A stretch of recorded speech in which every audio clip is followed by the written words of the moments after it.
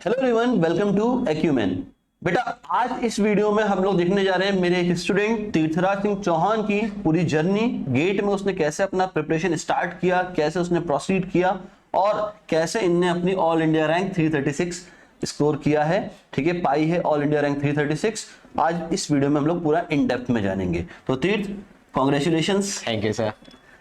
तीर्थ, अगर बात करें, देखो जनरली अगर हम बात करते हैं कि यार गेट एग्जाम बहुत टफ एग्जाम में से एक होता है, तो तुम्हें किस चीज ने मोटिवेट किया कि यार गेट की प्रिपरेशन की जाए?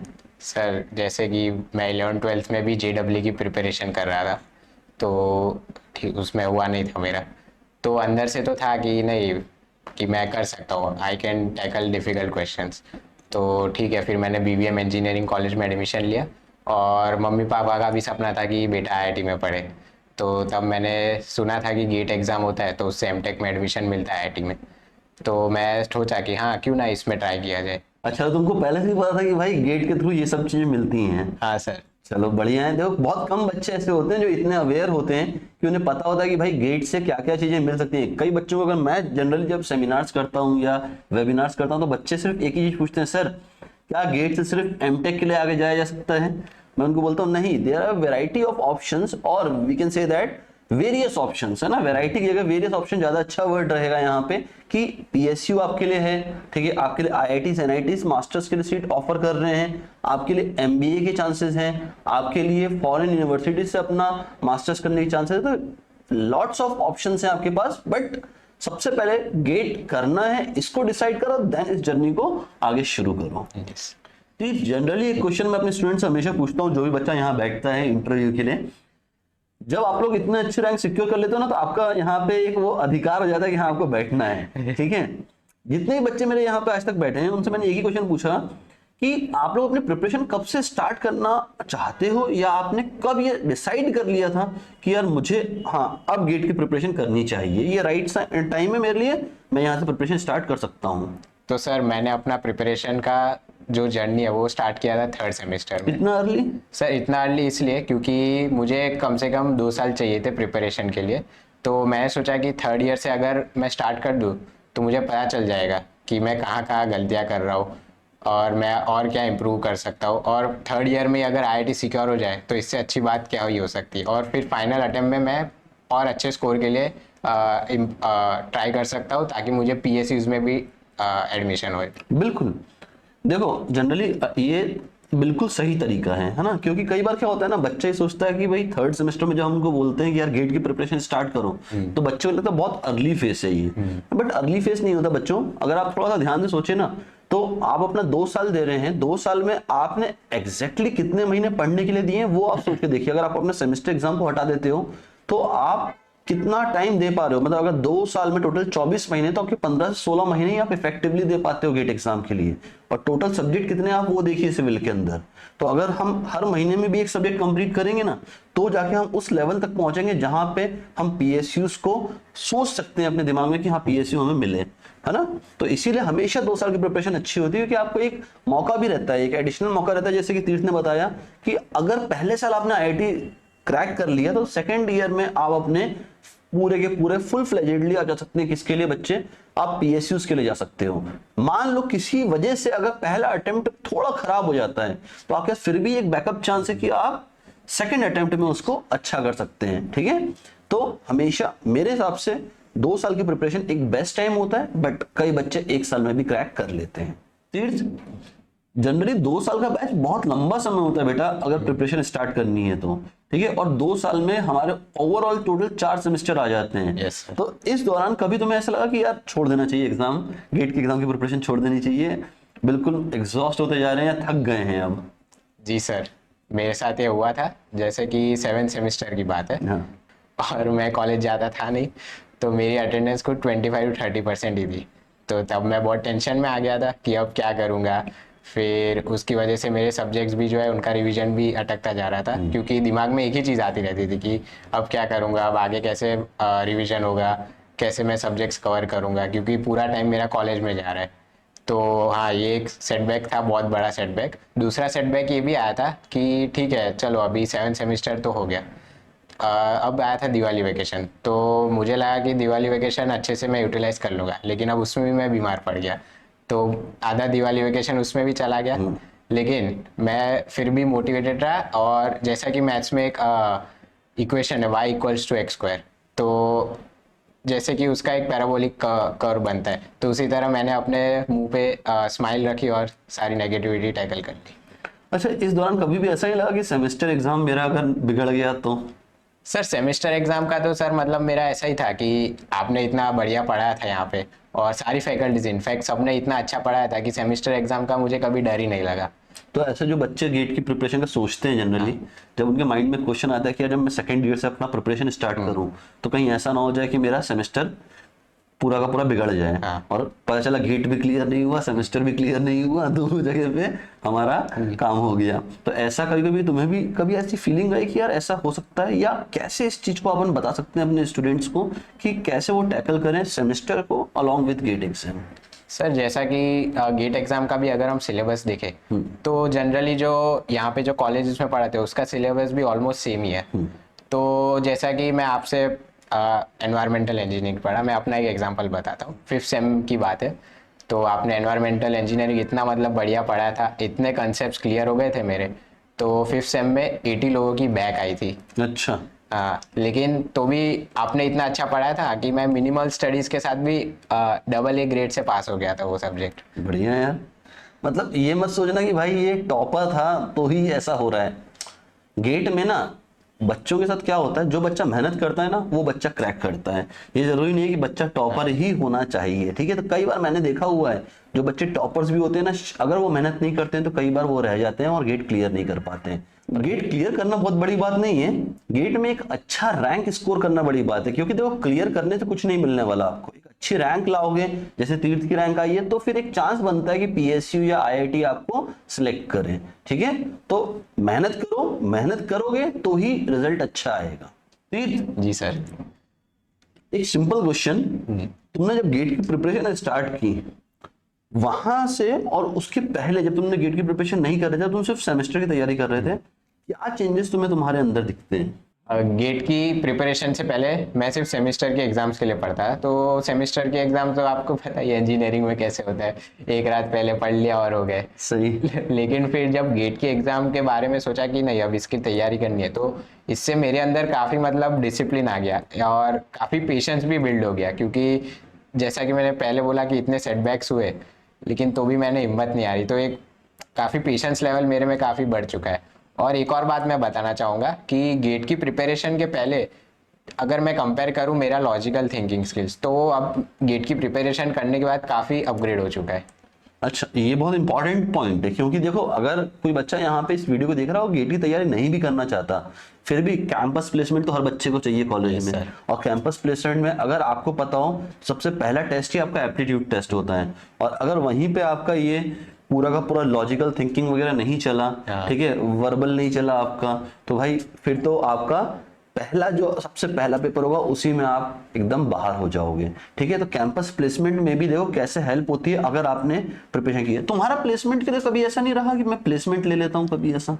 सर प्लेसमेंट्स का मेरा मतलब एकदम श्योर था कि नहीं मुझे एमटेक ही करना है और IIT ही जाऊंगा मैं, इसलिए मैंने प्लेसमेंट बैठा ही नहीं। अच्छा, डबल माइंडेड थे ही नहीं। हाँ ना, तो ये भी एक अच्छा टॉट पर। देखो अलग अलग इंटरव्यूज में ना अलग अलग चीजें आती हैं। जैसे कई बार मैंने ये कुशल से पूछा था, ये तो कुशल का था कि नहीं मुझे तो सर क्लियर था कि मुझे प्लेसमेंट लेना है। पर क्लियर होना बहुत जरूरी है। देखो अगर आप क्लियर हो ना तो आपका वो पर्टिकुलर सेगमेंट, मान लो अगर आप गेट के लिए बहुत क्लियरली सोच रहे हो तो आपका गेट क्लियर होगा, आपको उससे बहुत कुछ अच्छा मिल जाएगा। अगर आप अपने कैंपस प्लेसमेंट का सोच रहे हो तो कैंपस प्लेसमेंट का भी आप अगर सोचते हुए ढंग से तैयारी करते हो, कैंपस प्लेसमेंट में पूछेगा क्या, एप्टीट्यूड और टेक्निकल। और इससे अच्छा एग्जाम नहीं होता जो आपको इसके लिए प्रिपेयर कर दे कैंपस प्लेसमेंट के लिए भी, ठीक है। तो कैंपस प्लेसमेंट बहुत छोटी चीज हो गई अगर हम गेट की बात कर रहे हैं तो, बहुत सब्सिडरी चीज है, बट मैं उसको फिर भी यहाँ पे क्यों ले रहा हूँ इस इंटरव्यू में, क्योंकि मुझे कहीं ना कहीं लगता है कि आप में से काफी बच्चा काफी बच्चा क्यों बोल रहा हूं मैं, क्योंकि अगर इस साल का ही हम ट्रेंड देखें तो कितने बच्चों ने गेट लिखा है इस साल टोटल? सर इस साल टोटल 79,951 स्टूडेंट्स अपीयर। मतलब कितना गिर गया आप सोचो, मतलब कहीं, मतलब आज से 2 साल 3 साल पहले हम बात करें तो 1,12,000 कैंडिडेट पेपर लिखता था गेट का सिविल में, और अब धीरे धीरे ये नंबर रिड्यूस हो रहा है। तो इसके बाद भी आप सोचो जरा, ये तो वो बच्चे जिनने सीधे से तैयारी करके दिया है, इसके अलावा वो बच्चे तो रह ही गए हैं जिनने पेपर दिया ही नहीं, और ऐसा बहुत बड़ा क्राउड है। तो आप लोग बेटा अगर अपना करियर सही में अच्छा चुनना चाहते हैं या एक अच्छा करियर बनाना चाहते हैं, तो मेरा तो एक ही आपको सजेशन है, सबके सब गेट की प्रिपरेशन करो बच्चों। क्यों गेट की प्रिपरेशन करनी चाहिए? क्योंकि वो आपका टेक्निकल बहुत मजबूत कर देता है, ठीक है। तीर्थ, जब गेट की तुमने प्रिपरेशन स्टार्ट की तो इनिशियली तो तुमने पढ़ना शुरू किया होगा, बट पूरी जर्नी में तुमने ऐसे कौन से टॉपिक थे या ऐसे कौन से सब्जेक्ट थे जिन पे एकदम फोकस करके पढ़ाई की कि इनको तो छोड़ के जाना ही नहीं है? सर ऐसे जैसा कि आप बोलते हो ब्रह्मा विष्णु महेश, ये 3 सब्जेक्ट्स है। जियो टेक्निकल इंजीनियरिंग, दूसरा एनवायरमेंटल इंजीनियरिंग, तीसरा ट्रांसपोर्टेशन इंजीनियरिंग। इन तीनों पे तो मतलब इतना मतलब ग्रिप आ गया था मेरा कि ये तीनों तो छोड़ के ही नहीं जा सकते, क्योंकि ऑलमोस्ट 30 to 35% ये 3 सब्जेक्ट्स ही आ जाते हैं। और 2 सब्जेक्ट्स है मैथ्स और एप्टीट्यूड। बिल्कुल। तो मैथ्स जैसे 30 नंबर्स का आता है और एप्टीट्यूड 15। तो सिविल में ये 5 सब्जेक्ट्स तो करने ही करने चाहिए। 50 तो वहीं से हो गए। 50% तो यहाँ से ही पेपर बन गया। और फिर अगर और सब्जेक्ट्स की बात करें तो उसमें हमारा आ जाता है आरसीसी, फिर फ्लूइड मैकेनिक्स, सर्वेइंग, बाद में हाइड्रोलॉजी एंड इरिगेशन, फिर steel structures, strength of materials. ये सब सब्जेक्ट्स कुल मिला के हमारे 2 साल के अंदर अंदर आ जाते हैं। तो ये सब पढ़ के हम आराम से और 30 to 40 मार्क्स स्कोर कर सकते हैं। देखो बच्चों, जैसे तीर्थ ने बोला ना कि 3 सब्जेक्ट तो ब्रह्मा विष्णु और महेश होते हैं। कौन कौन से? जियोटेक, एनवायरमेंट और ट्रांसपोर्टेशन। और गेट छोड़ो, गेट में तो ये है ही है हैवी वेटेज वाले सब्जेक्ट, बट अगर आप कोई भी पीएससी उठा लो, आप कोई भी पीएससी उठाओ, गुजरात पब्लिक सर्विस कमीशन देख लो, Madhya Pradesh public service commission देख लो, महाराष्ट्र पब्लिक सर्विस कमीशन देख लो, आप Uttar Pradesh public service commission देख लो, अभी बहुत फेमस चल रहा है मार्केट में, ठीक है। राजस्थान पब्लिक सर्विस कमीशन देख लो, आप बिहार पब्लिक सर्विस कमीशन देख लो, जितने भी पब्लिक सर्विस कमीशन देखने आपको, ये 3 सब्जेक्ट वहां पे भी इतने ही इंपॉर्टेंट है जितना गेट में है। तो ये प्रिपरेशन एक एग्जाम की नहीं होती। हाँ, हम प्रिपरेशन कर रहे हैं टॉप एग्जाम की गेट की, इसके थ्रू बाकी सारे नीचे के लेवल के एग्जाम्स अपने आप तैयार होते हुए जाते हैं, ठीक है। और सेमेस्टर तो सुधरता हुआ जाता ही जाता है ना। तीर्थ, तुमने अपने टाइम को कैसे मैनेज किया बेटा, कॉलेज का और साथ में क्लासेस का? क्योंकि जब आप यहाँ क्लासेस करने आते थे तो यहाँ पे भी एक लंबी क्लास चलती है 8 घंटे की पूरे दिन की, ठीक है। तो आप कैसे मैनेज करते थे बेटा टाइम को? सर यहाँ पे तो क्लासेस जैसे संडे टू संडे होते थे और कभी कभी सैटरडे भी होते थे। तो हमारे कॉलेज का एक बहुत अच्छा प्लस पॉइंट है कि सैटरडे वो लोग छुट्टी रखते थे, तो कभी ऐसा क्लैश नहीं हुआ कॉलेज और क्लासेस के बीच में। तो सैटरडे संडे तो क्लासेस कर ही लेता था मैं। और एक और प्लस पॉइंट ये था कि मैं वडोदरा का ही रहने वाला हूँ, तो यहाँ से क्लासेस ख़त्म करके जो भी मुकेश सर पढ़ाते थे उसका तुरंत ही रिवीजन भी हो जाता था, और जो प्रैक्टिस क्वेश्चन सर देते तो वो भी प्रैक्टिस कर लेता था। मतलब अगर देखा जाए तो अगर हम हमारी क्लास की बात बताएं एक्यूमेन की, तो एक्यूमेन में बेटा हम लोग सिर्फ और सिर्फ संडे को क्लासेस लगाते हैं 8 घंटे की, और ऐसा मुझे नहीं लगता कोई कॉलेज होगा जो संडे को चलता हो। तो कॉलेज गोइंग स्टूडेंट के लिए इससे अच्छा टाइमिंग ही नहीं है बेटा, इससे सुटेबल टाइम नहीं है और इससे सुटेबल प्लेटफॉर्म नहीं है जहां से आपका रिजल्ट आ सकता है बेटा, ठीक है। सबसे सुटेबल प्लेटफॉर्म, और मैं हमेशा बोलता हूं बच्चों को कि भाई उस इंस्टीट्यूट को ज्वाइन करो जिसका बेस ही रिजल्ट है हमेशा, क्योंकि अगर उसका बेस रिजल्ट है तो फिर वो आप पे मेहनत करेंगे, ठीक है। फिर तुम्हारे पास एक ऑप्शन ऑनलाइन का भी तो हो सकता था, क्योंकि ऑनलाइन भी हमारा प्रोडक्ट चलता था, पर तुमने ऑफलाइन ही क्यों लिया?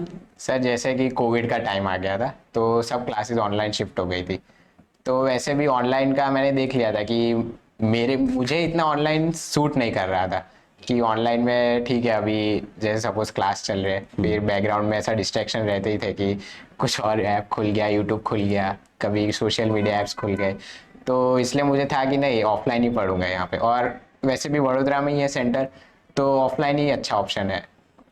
तो देखो बेटा, ऑनलाइन भी आपके पास है, क्योंकि देखो जो बच्चे ऑफलाइन आ नहीं सकते हैं, क्यों? क्योंकि वो अभी कॉलेज गोइंग है, तो वो ऑनलाइन भी कर सकते हैं, ठीक है। एक्यूमेन आपको ऑनलाइन का भी सपोर्ट प्रोवाइड करता है एंड ऑफलाइन सपोर्ट भी प्रोवाइड करता है, तो आपकी प्रेफरेंस पे है, ठीक है। अगर आप चाहें तो आप अपनी एक बार प्रिपरेशन स्टार्ट करके तो देखिए, आपको समझ में आएगा क्या डिफरेंस होता है, ठीक है, ऑनलाइन और ऑफलाइन में। और हम कोशिश ये करते हैं कि ऑनलाइन भी उतना ही एंगेजिंग रखें आपके लिए, ताकि आप उसको वहां पे बहुत अच्छे वे में अपने सब्जेक्ट्स को कंप्लीट करें बच्चों।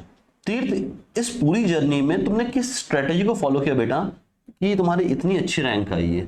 सर मैंने 2 नोटबुक्स बना रखी थी। एक तो फैन नोटबुक जो मैं क्लास में यूज़ करता था, और जो दूसरी नोटबुक है उसमें मैं घर जाके क्वेश्चंस अलग से प्रैक्टिस करता था। दूसरा ये कि मैंने शॉर्ट नोट्स भी बना रखे थे हर सब्जेक्ट्स के, और जो जो भी इम्पोर्टेंट पॉइंट्स थे उसको मैंने अलग अलग पेन से मार्क करके रखा था। और दूसरा ये भी था कि जो एक्यूमेंट से जो मुझे मटेरियल प्रोवाइड किया गया था, जैसे यहाँ की वर्कबुक्स हो गई, और मुझे PYQs भी दे दिए थे, तो वो काफ़ी मदद किए मेरे को गेट लेवल के प्रॉब्लम सॉल्व करने में। और जो यहाँ पे वीकली टेस्ट होते थे, असाइनमेंट्स होती थी, वो सब भी बहुत हेल्प की मुझे ये रैंक अचीव करने के लिए। और फिर उसके बाद एंड में हमने टेस्ट सीरीज भी लगाई थी, तो जिससे काफ़ी मेरा मतलब पर्सपेक्टिव है जो वाइडन हो गया था। बहुत सारे नए नए क्वेश्चंस अटेम्प्ट करने का कॉन्फिडेंस बिल्ड हो गया था। अब तुमने टोटल कितनी टेस्ट सीरीज सॉल्व की थी यार, ये बता दो कितने टेस्ट सॉल्व किए थे, नंबर ऑफ टेस्ट? सर मैंने टोटल 18 टेस्ट दिए थे full subject. 18 full subject test? और ऊपर से 15 फुल कोर्स टेस्ट दिए थे। ओके, मतलब ओवरऑल देखा जाए तो मतलब तुमने 30+ टेस्ट को अटेम्प्ट किया। Yes sir. तो देखो बेटा, अगर आप लोगों में से कोई बच्चा अगर इतनी अच्छी रैंक लाने की सोच रहा है ना, तो आप भी एक चीज को ध्यान में रखिए, टेस्ट सीरीज बहुत इंपॉर्टेंट होती है बेटा। ठीक है, इनने अपना जो स्ट्रेटेजी फॉलो किया कि भाई वर्कबुक को इनने सॉल्व किया, PYQ सॉल्व किया, देन असाइनमेंट, ये तो रेगुलर हर बच्चा करता ही है। बट एक्स्ट्रा क्या था, वो टेस्ट सीरीज के जितने भी आपने टेस्ट अटेम्प्ट किए, कि वहीं से एक पता चलता है कि हाँ यार हमारी प्रिपरेशन किस लेवल पे चल रही है। तुम्हारा कभी ऐसा हुआ कि मार्क्स वार्क्स कम हुए हो टेस्ट में? हाँ सर, मेरा ये एक इंसिडेंट बताता हूँ। जैसे फर्स्ट टेस्ट था तो मेरे 51 मार्क्स आ गए थे, तो मेरे को मतलब बहुत ऐसा हो गया था कि नहीं अब तो मैं कर लूँगा बहुत अच्छे से। ओवर कॉन्फिडेंस हो गए। तो दूसरा टेस्ट दिया तो सीधा मार्क्स 37 पे आ गया। अच्छा। तो ऐसा हो गया कि अब क्या। फिर तीसरा टेस्ट दिया रिवीजन करके, उसमें और मार्क्स गिर गया, 30 पे ही आ गया था। तो मतलब ऐसा हो गया था कि इतना रिवीजन कर रहा हूँ, इतना प्रैक्टिस कर रहा हूँ, तो भी मार्क्स क्यों नहीं बढ़ रहे। फिर मैं आपके पास जब मिलने आया था, फिर आपने बताया कि हर टेस्ट एनालिसिस अच्छे से करो, रिवीजन करो अच्छे से। तो वो सब स्ट्रेटेजी मैंने अप्लाई की, और फिर ग्रेजुअली मेरे मार्क्स बढ़ते गए। मतलब देखो, टेस्ट सीरीज में हमेशा बच्चों को बोलता हूँ कि मार्क्स स्टार्टिंग में गिरेगा बेटा आपका, क्योंकि आप जब स्टार्ट करते हो ना टेस्ट सीरीज लगाना, तो उस समय पे क्या होता है, एक चीज देखना पड़ता है भाई कि आप जो टेस्ट अटेम्प्ट कर रहे हो उसके लिए आपने कितना पढ़ा हुआ है। क्योंकि अगर आपने पढ़ा ही नहीं है पूरा, तो टेस्ट डेफिनेटली बिगड़ेगा। चलो मान लो आपने सब पढ़ भी लिया है, पहला टेस्ट आपका बिगड़ा, थोड़े मार्क्स से बिगड़ा, आपको उसका एनालिसिस करना पड़ेगा कि आपने क्या गलती की है, और ये गलती नेक्स्ट टेस्ट में रिपीट नहीं होनी चाहिए। हाँ, नेक्स्ट टेस्ट में कुछ और गलती कर सकते हैं, पर ये सेम गलती रिपीट नहीं हो सकती। इस तरह से जैसे जैसे आप धीरे धीरे आप इंप्रूव करते हो जाएंगे ना, मार्क्स ऑटोमेटिकली बढ़ना शुरू होंगे। और धीरे धीरे मार्क्स बढ़ते हैं ग्रेजुअली, जब तक आप अपने मार्क्स को बढ़ाते जाएंगे, जब तक आपका एग्जाम ना आ जाए। जिस दिन आपका एग्जाम होगा उस दिन तक आप इतने प्रिपेयर्ड हो चुके होंगे कि आपको खुद ही कॉन्फिडेंस होगा कि कम से कम IIT तो मिलेगा ही मिलेगा, और मैक्सिमम PSU तो मिल ही जाएगा। ठीक है, तो जैसे जैसे तुम्हारा गेट एग्जाम क्लोज आ रहा था, तुमने अपने रिवीजन की स्ट्रेटेजी को कैसे फॉलो किया बेटा? सर मैंने अपनी एक रिवीजन स्ट्रेटेजी बना ली थी। जैसे जो भी टेस्ट दे रहा था मैं, तो उनका एनालिसिस कर लेता था, और उन एनालिसिस को करने के बाद मैं टॉपिक्स मार्क कर लेता था कि कहाँ कहाँ मैं वीक पढ़ रहा हूँ। तो जो वीक टॉपिक्स है वो मैं अपनी मेन नोट्स खोल के उसको एक बार गो थ्रू कर लेता था, और फिर गो थ्रू करने के बाद क्वेश्चंस प्रैक्टिस कर लेता, ताकि वो एकदम मजबूत हो वो जाए। टॉपिक एकदम मजबूत हो जाए। Yes. तो ये भी एक प्लस पॉइंट है कि जो बच्चे जब 2 साल के बैच में, फायदा क्या होता है, आप आराम आराम से अपने पूरे नोट्स, शॉर्ट नोट्स, ठीक है, क्वेश्चंस पूरे सॉल्व कर सकते हो आप। और ये शॉर्ट नोट्स बहुत जरूरी होते हैं। कई बार मैंने देखा है बच्चे शॉर्ट नोट बनाते ही नहीं है। अब जब वो शॉर्ट नोट ही नहीं बनाएंगे तो क्या होगा, अल्टीमेटली जब आप एग्जाम के क्लोज होंगे ना बच्चों, उस समय पे दिक्कत क्या होगी, आपको रिवीजन करना होगा पर आपके पास टाइम कम होगा। और जब टाइम कम होगा तो उस समय पे शॉर्ट एंड क्रिस्प नोट ही काम आते हैं, और फॉर्मूले, Yes. है ना, जो कि बहुत इंपॉर्टेंट होते हैं जब आप क्वेश्चंस को सॉल्व करते हैं बच्चों। तो शॉर्ट नोट तो बनाना ही बनाना है बच्चों। ठीक, अगर यहाँ पे मैं क्वेश्चन पूछता हूँ तुमसे कि जो भी गेट एस्पिरेंट है, कंसिस्टेंसी को कैसे मेंटेन करके रखें यार थ्रू आउट दी जर्नी। और दूसरा, वो बर्नआउट जो एक फीलिंग आती है ना कि यार हो गया मेरे से, ठीक है, अब मैं गेट की तैयारी नहीं करूंगा, मैं पूरा एग्जॉस्ट हो चुका हूं। तो इन दोनों चीजों कैसे टैकल किया जाए, कंसिस्टेंसी कैसे मेंटेन की जाए, और कैसे हम अपने आप को थ्रू आउट सेल्फ मोटिवेटेड रखें, ताकि बर्न आउट ना हो जाए, हम बिल्कुल थक ना जाए, हम एकदम एग्जॉस्ट ना हो जाए कि यार अब प्रिपरेशन नहीं हो सकती। सर कंसिस्टेंसी का तो अगर हम बात करें तो बच्चे को जो भी बच्चा तैयारी कर रहा है तो उसको पहले तो खुद ही सेल्फ मोटिवेटेड रहना पड़ेगा। उसका माइंड में क्लियर होना चाहिए कि उसका एम क्या है। जैसे फॉर एग्जांपल मैं अपनी बात करूँ तो मुझे एकदम क्लियर था कि मुझे आईआईटी जाना है, तो बैक ऑफ द माइंड मेरे में चलता ही रहता था कि नहीं आईआईटी जाना है अभी, तो उस हिसाब से तो कंसिस्टेंसी बनी रही थी मेरी। अगर बर्नआउट की बात करें तो हाँ, गेट ऐसी एग्ज़ाम है जिसमें बच्चा बर्नआउट तो होगा ही होगा और बहुत सारे अप एंड डाउन्स तो आएंगे ही आएंगे। जैसे मेरी खुद की बात करें, मेरा सेटबैक आया था 7th सेम में, तो मैं बहुत परेशान हो गया था। तो फिर मैं आपके पास आया था और इस जर्नी में मेंटोर्स बहुत हेल्प करते हैं। तो मुकेश सर के पास जब मैं गया तो उन्होंने मुझे काफ़ी मोटिवेट किया। उन्होंने मुझे बताया कि इस रेस में एंड तक कैसे बने रहना है, और ये गेट ऐसा पेपर है जो बच्चा एंड तक टिका रहेगा उसका रिजल्ट तो आएगा ही आएगा। तो 2 पॉइंट्स क्या मिलते हैं यहाँ कंसिस्टेंसी के और बर्नआउट के बेटा। पहला पॉइंट जो तीर्थ ने बोला कि कंसिस्टेंट कैसे रहना है, तो आपको अपना एंड गोल को हमेशा सबसे पहले सेट करना पड़ेगा जब आप गेट की प्रिपरेशन स्टार्ट करते हैं। तो कई बच्चों का पीएसयूज होता है, कई बच्चों का आईआईटीज होता है, कुछ बच्चों का एनआईटीज भी होता है। ठीक है, मैं एनआईटीज को भी ये नहीं कहूंगा कि भाई एनआईटीज अच्छे कॉलेज नहीं होते, कई एनआईटीज आईआईटी से भी अच्छे हैं। एग्जाम्पल तौर पर एनआईटी त्रिची। ठीक है, तो आपको अपना गोल तो सेट करना पड़ेगा और यही गोल आपको सेल्फ मोटिवेटेड रखेगा थ्रू आउट द जर्नी और कंसिस्टेंट रखेगा कि आपको पूरे रेस में एंड तक चलना है। रहा सेकंड बात कि बर्नआउट, बहुत लंबा समय है गेट का एग्जाम का प्रिपरेशन। ठीक है, ये कोई ऐसा नहीं है कि भाई 100 मीटर की रेस है, मैं भागा और मैंने क्लियर कर लिया और मैं जीत गया, नहीं। ये एक लंबी रेस है, आपको लंबे समय तक चलना पड़ेगा इसके अंदर। और इस लंबे समय में कई बार ऐसा होगा कि अप एंड डाउन आएंगे, कभी कभी कोई सब्जेक्ट टफ आ जाते हैं। एग्जांपल के तौर पर जैसे जियोटेक हो गया, कभी कभी सब्जेक्ट टफ आते हैं, फिर बच्चे का वहां मार्क्स गिरता है तो बच्चा हो जाता है डिमोटिवेटेड। इस समय पे उसके लिए ये काम आता है कौन, उसका मेंटोर। मेंटोर ही उसको बताएगा कि भाई नहीं, अभी भी हमारे पास टाइम है, हम उस रेस से बन सकते हैं, अभी भी हम कैसे इंप्रूव करें वो आपको तरीका बताएंगे आपके मेंटोर। तो ये 2 ही तरीके हो सकते हैं। पहला, गोल सेट करिए तो आप कंसिस्टेंट हो जाएंगे। सेकंड, मेंटोर अच्छा चुनिए ताकि आप थ्रू आउट द रेस बहुत अच्छे से मोटिवेटेड रहें और एंड तक अगर आप इस रेस में टिक गए ना तो रिजल्ट तो श्योर शॉट है। तीर्थ, अगर तुम्हें फ्यूचर गेट एस्पिरेंट्स या कॉलेज गोइंग स्टूडेंट जो हैं अभी तुम्हारे जूनियर्स, अगर उन्हें कुछ 3 टिप्स देना चाहते हो regarding the GATE exam preparation तो क्या होंगी बेटा? सर पहली टिप तो मैं ये दूंगा कि स्टूडेंट्स को फोर्थ सेमेस्टर से अपनी प्रिपरेशन स्टार्ट कर देनी चाहिए। I think that second year ना? Second year, yes Okay. Sir. तो उससे क्या होगा कि जो उनका प्री फाइनल अटेम्प्ट होता है, प्री फाइनल ईयर वाला अटेम्प्ट, उसमें वो एटलीस्ट आईआईटी तो सिक्योर कर ही ले, और फिर जो फाइनल अटेम्प्ट होता है जो वो 4th ईयर में देंगे उसमें वो पीएसयू के लिए और मेहनत कर सके। दूसरी टिप सर मैं ये देना चाहूँगा कि जैसा कि यहाँ पे आप जो पढ़ाते हो वो उसी दिन रिवाइज हो जाना चाहिए, और उस जो टॉपिक्स आपने पढ़ा है उसके रिलेटेड क्वेश्चंस भी सॉल्व कर देने चाहिए, मतलब बैकलॉग नहीं होना बैकलॉग्स नहीं होने चाहिए। ठीक है। और थर्ड पॉइंट मैं ये देना चाहूँगा कि टेस्ट सीरीज तो लगाना मैंडेटरी है, क्योंकि उससे आपको एक कॉन्फिडेंस बिल्ड होगा नए क्वेश्चंस को फेस करने का। बिल्कुल, क्योंकि टेस्ट सीरीज एक ऐसी चीज है ना जहां से आप मल्टीपल क्वेश्चंस को देख पाते हो और वहीं से एक कॉन्फिडेंस आता है कि हाँ यार मुझसे बनेगा या नहीं बनेगा। ठीक है, तो ये 3 स्टेप्स जो आपको बताए, 3 टिप्स जो दी आपको तीर्थ ने, मेरे ख्याल से आप लोगों को फॉलो करना चाहिए, हर बच्चे को फॉलो करना चाहिए। देखो, गेट एग्जाम की प्रिपरेशन ना, मैं ये नहीं बोलूंगा कि बहुत इजी है या बहुत टफ है। ठीक है, डिपेंड करता है आप कितने सीरियस हैं उस प्रिपरेशन के लिए बेटा। ठीक है, अगर आप सीरियस हैं देन आपके लिए इजी है, अगर आप सीरियस नहीं हो तो उससे टफ आपके लिए कोई प्रिपरेशन हो ही नहीं सकता बच्चों। ठीक है, तो गेट की प्रिपरेशन ढंग से की जाए, 100% ऐसा एग्जाम है जो आपको एक अच्छा रैंक देगा, एक अच्छा ऑप्शन देगा आपके करियर के लिए। तो जब रिजल्ट आया जिस दिन, आई थिंक दैट आज से 1 हफ्ते पहले की बात होगी, है ना? 1 हफ्ता 1 दिन पहले की, क्योंकि वेडनेसडे को, लास्ट वेडनेसडे को रिजल्ट आया था।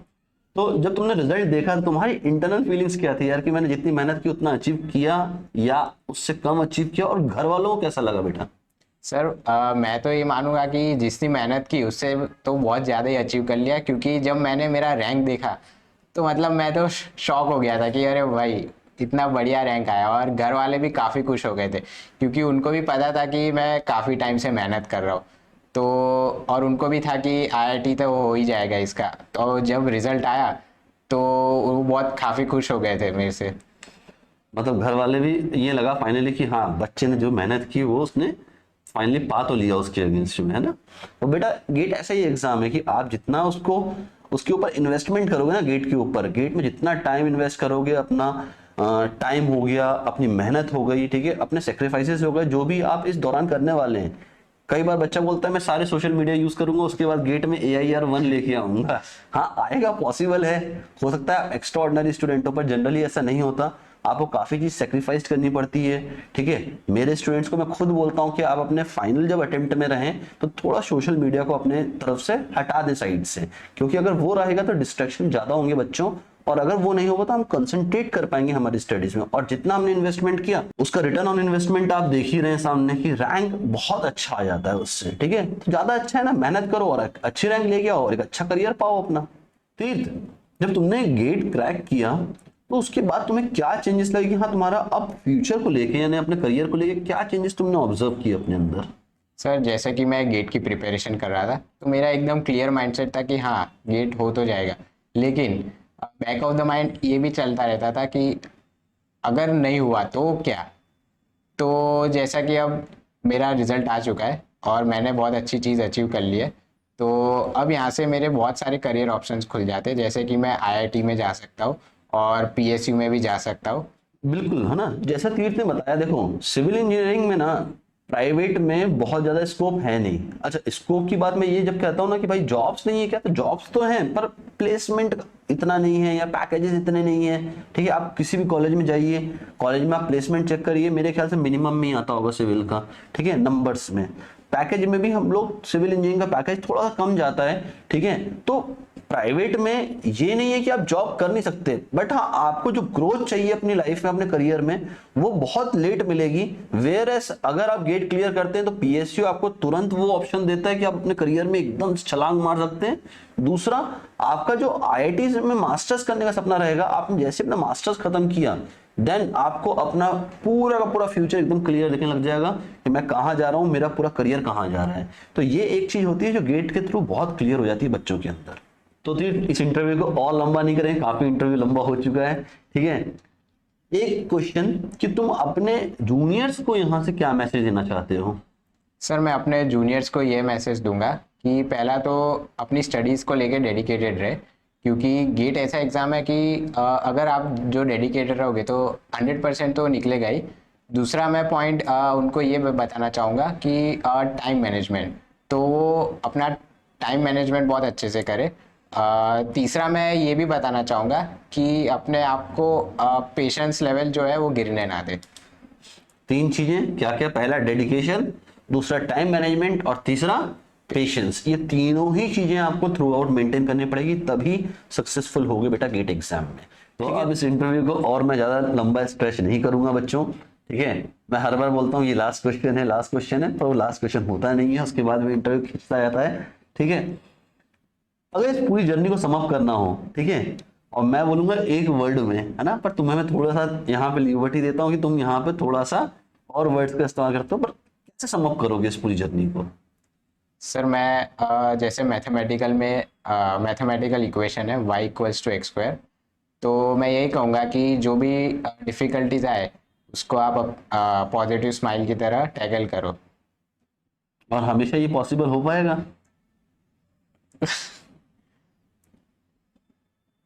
हाँ सर, अगर आप खुद ही सेल्फ मोटिवेटेड और आपके अगर एकदम गोल क्लियर हो कि हाँ आपको यही करना है, तो डेफिनेटली ये पॉसिबल है सर।